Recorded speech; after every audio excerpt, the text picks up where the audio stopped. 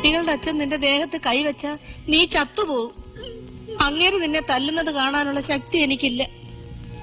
അതാ ഞാൻ ഇങ്ങനൊക്കെ നിന്നെ വേദനിപ്പിക്കാതെ പെരുമാറിയത്. എന്താ മോളെ നീ ഇങ്ങനെ? ആരാ നിന്നോട് ഈ മഹാപാപം ചെയ്തത്? പറ, ചൊല്ലേ, ആരാ?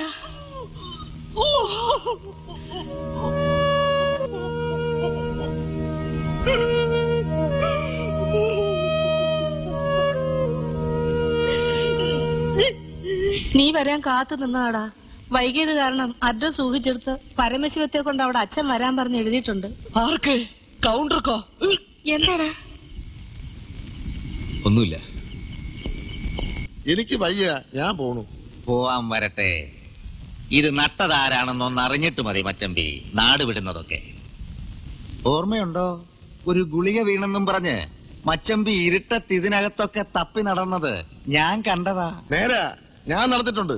ഞാൻ മാത്രമല്ല, മച്ചമ്പിയുടെ മക്കളും മച്ചമ്പിയും നടന്നിട്ടുണ്ട്. ഇരുട്ടത്ത് നടക്കുമ്പോ ലൈറ്റ് ഇട്ടത് ആരാ? മച്ചമ്പിയല്ലേ? മച്ചമ്പി എന്തിനാണ് ചോദിച്ചത്?